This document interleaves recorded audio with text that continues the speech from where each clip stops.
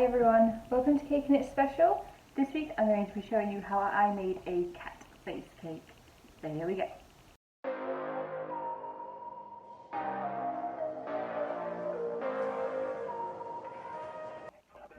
For this cake I start with two 10-inch vanilla cakes that I sandwiched together using vanilla buttercream and raspberry jam. Try not to mush them together like I did. I want my cat to be cartoony, so I cut away some from the top and some from the bottom so that I have a point at either end that I can use for the cheeks. I don't want any sharp edges, so I'm just going to use my knife to round everything off. Next I cut a curve just past the halfway mark and cut away a small layer off the top.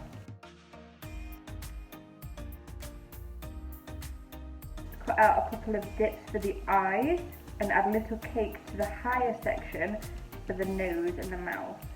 So I have 3 layers of cake. So the higher one for the mouth and the nose, and then the middle one for the cheeks, and then the lower one for the eyes and the forehead. Once I'm happy with that, I can give the whole thing a crumb coat and put it in the fridge for around 20 minutes, and then add a second layer of buttercream.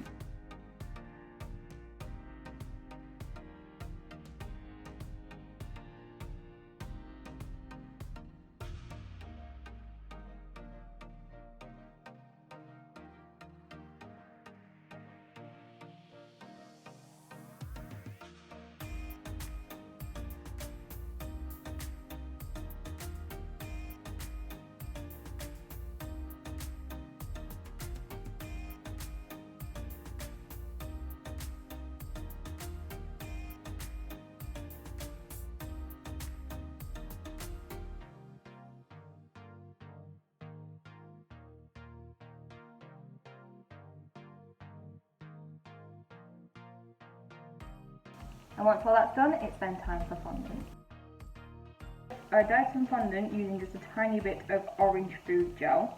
So I roll this out and cover the whole cake, making sure to smooth the fondant into all of the places where you've carved away cake, and then cut away any excess from around the sides.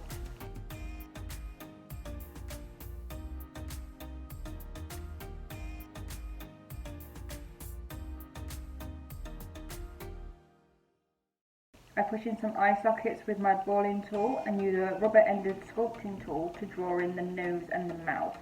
I'm just using this as a rough guide because I will be cutting out the mouth later. I'm now going to start drawing in my fur lines.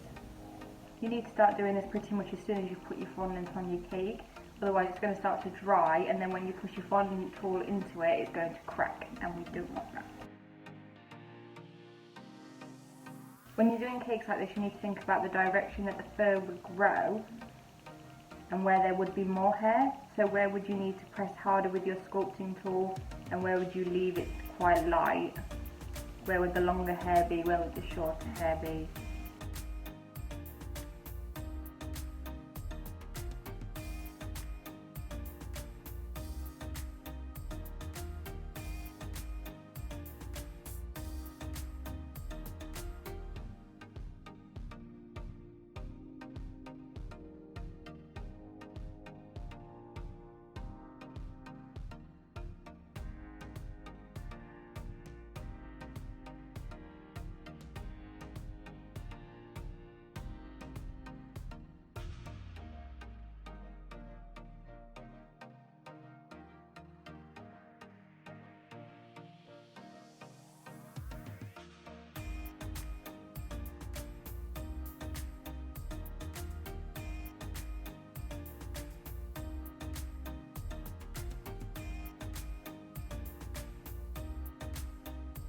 I then cut out the mouth and refill it with some black fondant.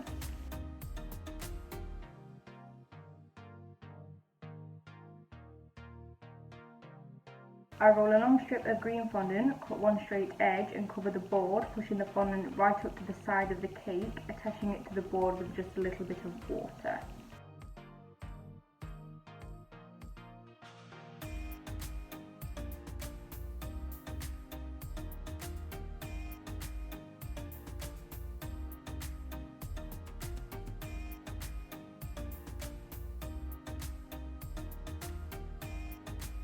I take the extra orange fondant that I have and I make a small section of the body and some ears, again scoring in the fur lines.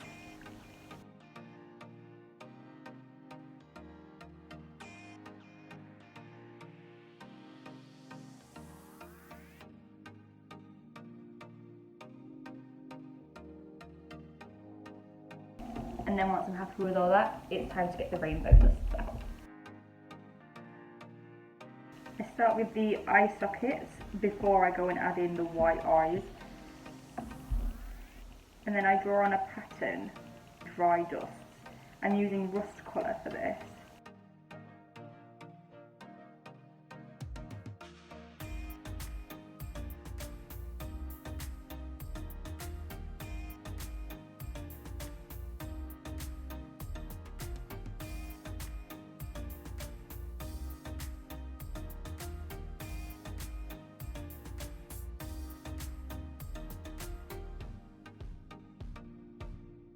I don't think you could really go wrong with this. All cats look different. I had some pictures of cats next to me just for some guidance, but I think this is one of them things you should just be able to have fun with. I also use some pale and white dust.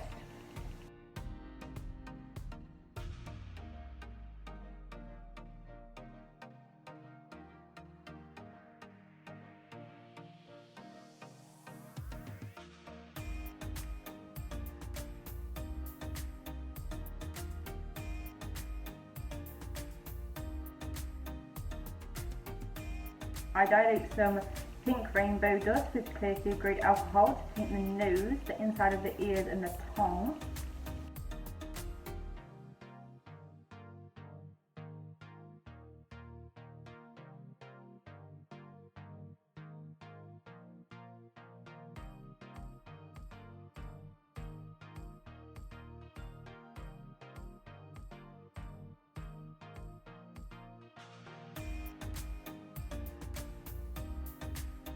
For the eyes, I use 2 balls of white fondant and paint on the black outline.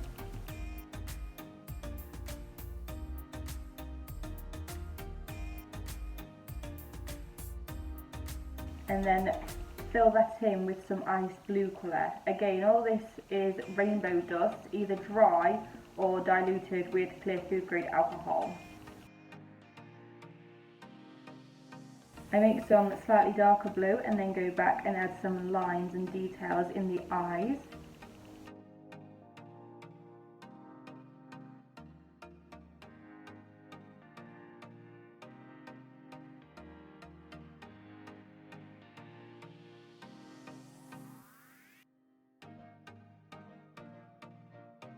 And then I paint in the pupils with some black paint and add some white catch lights.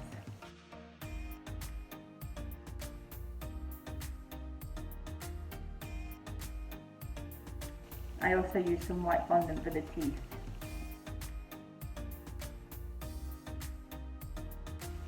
The last thing I do is just add a little green dust to the board so it's not just a flat colour. And there you go. There's my cat cake. You need the name, guys, so if you've got any ideas, comment below. So that's it for this week, guys. Please subscribe to this channel. I bring you a new cake or cake topper every single Wednesday at 5 PM GMT. So hopefully I will see you next week. You can also find it Caking It Special on Facebook and Instagram. Thanks guys, bye!